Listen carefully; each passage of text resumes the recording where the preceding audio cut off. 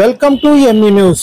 అనకాపల్లి జిల్లా ఎస్పీ మురళీకృష్ణ ఆధ్వర్యంలో నర్సీపట్నంలో శాంతి భద్రతల పరిరక్షణ అవగాహన సదస్సు నిర్వహించారు.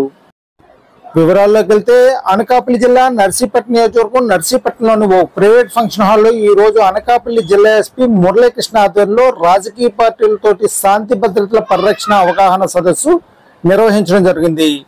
ఈ సందర్భంగా ఎస్పీకి బొకే ఇచ్చి ఆహ్వానించిన నర్సీపట్నం డిఎస్పీ ప్రవీణ్ కుమార్. ఈ సందర్భంగా ఎస్పీ మురళీకృష్ణ మాట్లాడుతూ మే 13 జరిగిన ఈ జనరల్ ఎలక్షన్ లో అనకాపల్లి జిల్లాలో ఎక్కడ ఎటువంటి సంఘటనలు జరగకుండా జాగ్రత్తగా ఎన్నికలు నిర్వహించడం జరిగిందని, అదేవిధంగా ఈ నెల 4న ఎన్నికల కౌంటింగ్ జరగబోతున్న సందర్భంగా రాజకీయ పక్షాలన్నీ సమన్వయంతో వ్యవహరించాలని, కౌంటింగ్ రోజున మరియు తర్వాత కూడా మరింత జాగ్రత్తగా ఉండాలని అన్నారు. కౌంటింగ్ కేంద్రాల్లోకి సెల్ ఫోన్లు అనుమతించబడవని ఈ సందర్భంగా తెలియజేశారు.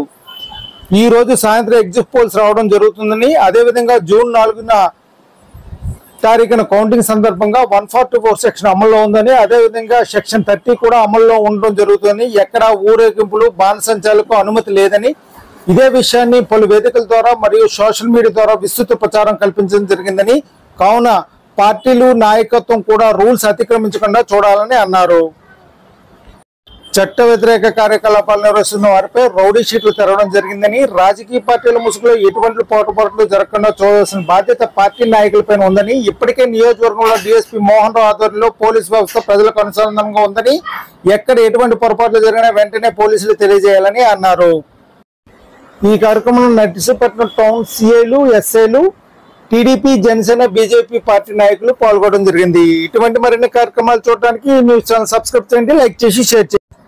Please subscribe to ME news. అలాగే జూన్ 4వ తారీఖు అంటే ఒక 2-3 రోజుల్లో రాబోయే పోలింగ్ కౌంటింగ్ సందర్భంగా ఎటువంటి ఇబ్బందులు జరగకుండా మన అనకాపల్లి ఎస్పీ మురళీకృష్ణ సార్ మనకి మీకు సందేశం గారికి ప్రజా అవగాహన, ప్రజాస్వామ్యం కోసం మనం తీసుకోవాల్సిన చర్యలు, ప్రజలకు కావాల్సిన సహకారం కోసం కొన్ని సూచనలు చేస్తున్నారు, విజ్ఞప్తి చేస్తున్నారు. ఈరోజు మన ఇంటికి వచ్చారు. దయచేసి మీరందరూ కూడా ముందు సహకరించిన విధంగానే రాబోయే గత పోలింగ్ సందర్భంగా అందరికీ కూడా చక్కగా ఎన్నికలకు మీరందరూ సహకరించినందుకు నేను మీకు కృతజ్ఞతలు పోలీస్ శాఖ నుంచి తెలుపుకుంటున్నాను. ఈ సందర్భంగా గవర్నర్ ఎస్పీ గారు మనందరికీ కొన్ని సూచనలు ఇస్తారు, అట్లన్నింటి కూడా మనం పాటిద్దాము. దయచేసి అలాంటి పోలింగ్ సంబంధించినటువంటి ప్రక్రియలందరినీ కూడా మనం ఏ రకమైనటువంటి శాంతి భద్రతలకు సంబంధించిన సమస్య లేకుండా మన జిల్లాలో, అనకాపల్లి జిల్లాలో శాంతియుతమైన వాతావరణంలో ప్రజలందరూ కూడా సంయమనంతో పూర్తి చేసుకోవడం అనేటటువంటిది జరిగింది. దీనికి సంబంధించి అవిశ్రాంతంగా పనిచేసినటువంటి పోలీస్ సిబ్బంది కానీ, రెవెన్యూ సిబ్బంది కానీ ప్రధానమైనటువంటి భూమిక పోషించిన నాయకులు, ప్రజల యొక్క సహాయ సహకారాలు లేకుండా అవి సాధించడం అనేటటువంటిది అసాధ్యమైనటువంటి విషయం.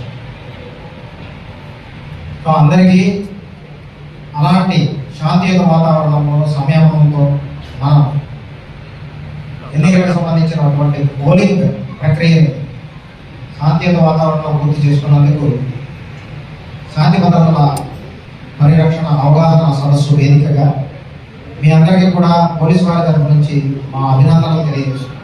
సహకారాలు ఏ విధమైనటువంటి ఇష్యూలు లేకుండా అవి జరిగే ముందు తోడ్పడ్డాయనేటువంటిది ఈ వేదిక ఆధారంగా మరొకసారి అందరికీ తెలియజేస్తున్నాం. కౌంటింగ్ ప్రక్రియ అనేటటువంటిది ఇంకా మిగిలింది. ఈ కౌంటింగ్ ప్రక్రియను కూడా మనం అదే రకమైనటువంటి శాంతియుత వాతావరణంలో మనం పూర్తి చేసుకోవాల్సినటువంటి అవసరం ఎంతైనా ఉంది. ఈరోజు జూన్ 1 ఈవినింగ్ కల్లా మనకి ఎగ్జిట్ పోల్స్ రావడం అనేటువంటి స్టార్ట్ అవుతాయి. అలాగే 4వ తారీఖున ఈ కౌంటింగ్ ప్రక్రియ ఈవినింగ్ కల్లా పూర్తవుతుంది. సో ఈ రోజు నుంచి మనకి జిల్లా వ్యాప్తంగా నిన్న ఈవినింగ్ నుంచి స్టార్ట్ అయింది. జిల్లా వ్యాప్తంగా 144 పోస్ట్ ఇష్యూ చేయబడిన 30 యాక్ట్ యథావిధిగా అమలు ఇది మీ అందరికీ తెలిసినటువంటి విషయం. సో మీ యొక్క సహాయ సహకారాలు పూర్తిగా ఈ కౌంటింగ్ ప్రక్రియని సంయమనంతో శాంతియుతంగా పూర్తి చేయడంలో ఎంతైనా అవసరమైనటువంటిది ఈ వేదికగా తెలియజేస్తున్నాను. నుంచి కూడాను సిబ్బంది అందరూ కూడాను చాలా కష్టపడ్డారు.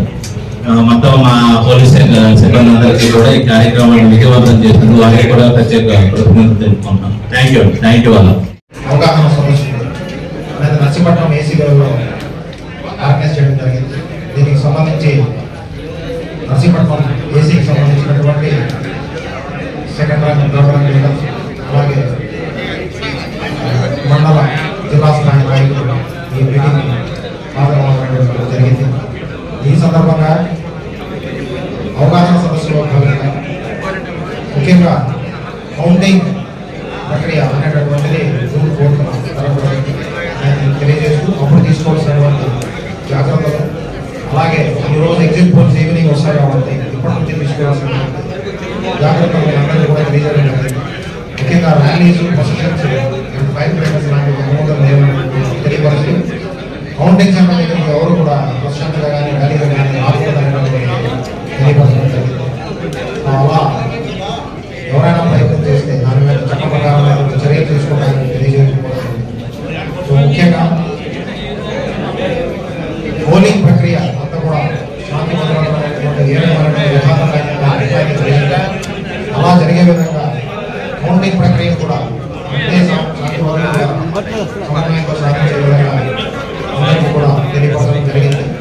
దీనికి సంబంధించి జిల్లా వ్యాప్తంగా టికెట్స్, అలాగే చెక్ పోస్ట్, అలాగే పెట్రోలింగ్ పార్టీ క్యూఆర్ టెస్ట్ ఏర్పాటు చేయడంతో పాటు కౌంటింగ్ సెంటర్ దగ్గర ప్రత్యేకమైనటువంటి బందోబస్తుని 4 లేయర్స్లో ఏర్పాటు చేయడం జరిగింది. సో ప్రత్యేకమైనటువంటి పార్కింగ్ ప్లేస్ కంటెస్టింగ్ క్యాండిడేట్స్కి, ఏజెంట్స్కి, అలాగే మీడియా పర్సన్స్కి కూడా కౌంటింగ్ స్టాఫ్ కూడా ఏర్పాటు చేయడం జరిగింది.